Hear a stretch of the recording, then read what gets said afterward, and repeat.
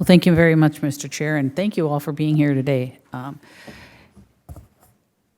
Scheffelbein, just wanted to ask you, the issues of price discovery, concentration, and market manipulation are serious issues, but I firmly believe that government mandates or strong-arming the private sector when politically expedient is the wrong approach.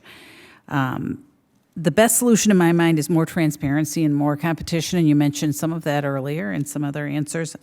Discussing these issues with you earlier, you clearly feel the same way.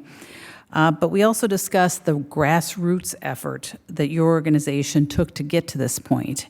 And I was wondering if maybe you could describe the voluntary 75% plan and the process that your organization uses to get to your policy positions. Yes, I'd be glad to. And basically, we know negotiated trade is important. We know it's important. We know it's important to our members. So the question then became within our membership is, we have the control because a buyer and a seller must agree on a way to sell an animal for it to go forward. So how do we push more negotiated trade into the system? So what we did is we put together a voluntary approach that said, producers, we know negotiated trade is important. How can we elevate this, and especially in key regions? And we set targets. So we put robust marketing targets at each region to say if we meet this goal, the likelihood of successful price discovery is high. And we implemented that, and the remarkable results were we doubled in the state of Texas the percent of negotiated trade and met that threshold 75% or more of the time all the way through. So it was an incredibly good experience.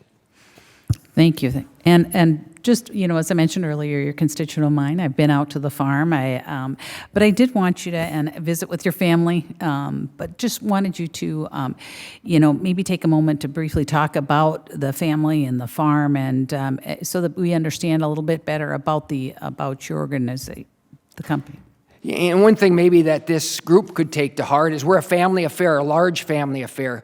Just like this body, we have differing opinions. And when you have differing opinions, respect each other, but you have to go forward with something. And what we found out is when a body disagrees on an item, we don't keep pushing that item and pushing that item and pushing that item. And I think that plays well into the mandate question.